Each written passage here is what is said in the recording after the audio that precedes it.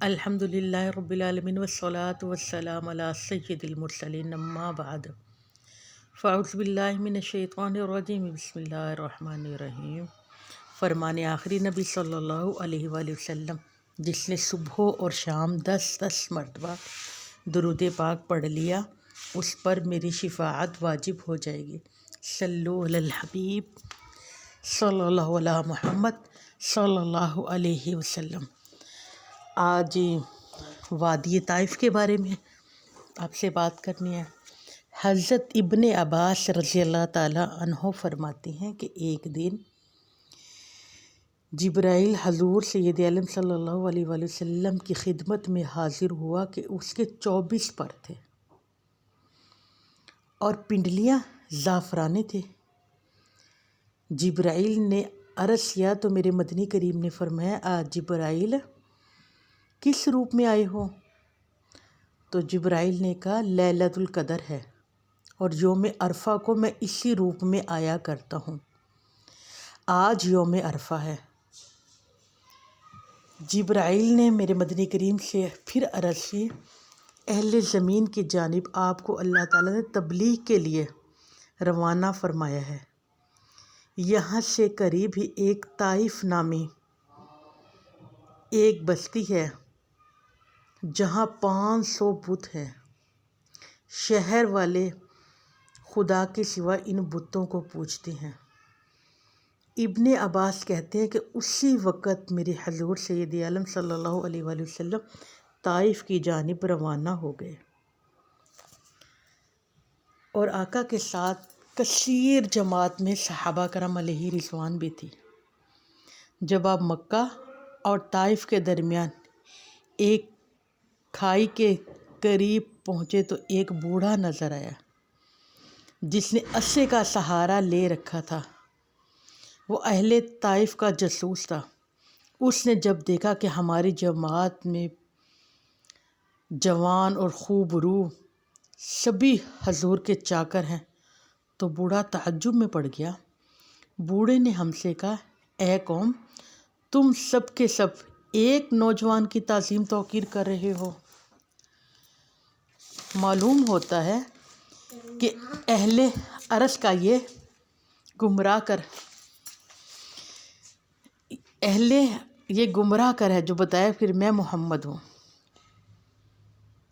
کا اہل تیمیہ کا یہ وہی گمراہ ہے جو کہتا کہ میں محمد صلی اللہ علیہ وآلہ وسلم۔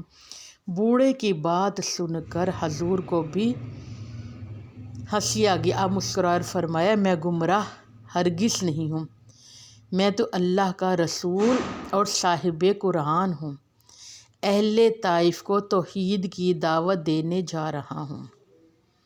بوڑھا پاگلوں کی طرح کہکے لگا کر شہر کی جانب بھاگنے لگا۔ اس کے کانوں پر ہاتھ رکھے ہوئے تھے اور کہہ رہا تھا، آل شیبہ آل ربیہ، ہوشیار رہنا، تمہارا دشمن آ رہا ہے، وہی گمراہ جس کا نام محمد ہے اور تمہارے آباء و اجداد کے دین سے منحرف کرنے آ رہا ہے، ہوشیار ہو جاؤ۔ بوڑھے کی آواز سنتے ہی باشندگان اور طائف کے لوگ گھروں سے باہر نکل آئے اور کچھ گھروں میں داخل ہو گئے، اور بلکہ ایک روایت میں کہ تمام لوگ گھروں میں بند ہو گئے، گھروں کو اندر سے بند کر لیا اور شہر کا دروازہ بھی انہوں نے بند کر لیا۔ صحابہ سمیت میرے مدنی کریم طائف پہنچے تو شہر کا دروازہ بند تھا۔ دستک دی تو شہر والوں نے دروازہ نہ کھولا۔ میرے مدنی کریم نے اور صحابہ نے آواز ملا کر کہا، شہر والوں، لا الہ الا اللہ محمد رسول اللہ پڑھ لو، ہمیں اس کی ضرورت نہیں۔ شہر والوں کی طرف سے آواز آئی۔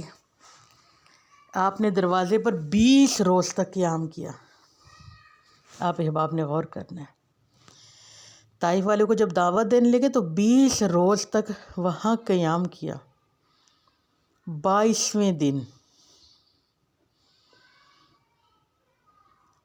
اہل طائف والوں نے کہا، اے جوان اگر تم مال چاہتے ہو تو ہم تمہیں دینے کو تیار ہیں، لیکن ہماری خلاصی کرو۔ آپ نے فرمایا مجھے مال کی ضرورت نہیں، میری ایک ہی درخواست ہے کہ لا الہ الا اللہ محمد رسول اللہ پر ایمان لے آؤ۔ نوجوان تمہیں مال کی ضرورت نہیں اور ہمیں تمہارے کلمے کی بھی حاجت نہیں، طائف والوں نے کہا۔ 23ویں دن پھر کافروں کی طرف سے ایک کہنے لگا اس شخص نے ہمارا راستہ بند کر رکھا ہے، نہ تو ہم کھلے بند دروازوں کی تجارت کر سکتے، نہ ہی شہر سے باہر جا سکتے ہیں۔ بہتر یہ ہے کہ دروازہ کھول کر ہم ان سے مذاکرات کر لیتے ہیں۔ اور آپس میں یہ مشورہ کر رہے تھے کہ ایک نوجوان لڑکی اٹھی، وہ حاکم شہر کی بیٹی تھی جو توریت، زبور اور انجیل کی عالمہ تھی۔ اس نے شہریوں سے کہا تمہارا کیا ارادہ ہے؟ ہم دروازہ کھول کر مذاکرات کے بہانے محمد مصطفیٰ صلی اللہ علیہ وسلم کو توبہ نعوذ باللہ شہید کر دیں گے۔ وہ تم سے کیا چاہتا ہے؟ اس کا دعویٰ ہے کہ وہ نبی ہے، وہ ہم سے تقاضا کر رہا ہے کہ ہم اس پر ایمان لیں اور اپنے معبودوں کو چھوڑ دیں۔ میں تمہاری جانب سے نمائندہ بن کر ان کے پاس جاتی ہوں۔ وہ عربی ہے، ظاہر ہے نہ تو وہ عبرانی جانتا اور نہ ہی سریانی۔ اگر وہ نبی ہوگا تو ان زبانوں کو وہ ضرور جانتا ہوگا۔ اگر میرے سوالوں کا جواب نہ دے سکے تو اپنے پیروکاروں کے سامنے شرمندہ ہو کر واپس چلا جائے گا۔ شہر والوں نے حاکم کی بیٹی کو اجازت دے دی کہ جا کر تو مذاکرات کر لے۔ لڑکی بہت خوبصورت تھی، اس نے بڑا فاخرانہ لباس پہنا ہوا تھا۔ اس کا ایک سونے کا بت بھی تھا جس کی آنکھیں یاقوت کی تھی۔ لڑکی اپنا بت لے کر اصحاب محمد صلی اللہ علیہ وآلہ وسلم کے پاس آ گئے۔ جب وہ حضور کے پاس آئی تو آپ نے نگاہیں پھیر لی۔ لڑکی نے کہا اے لطیف و شریف اور حسین و جمیل انسان،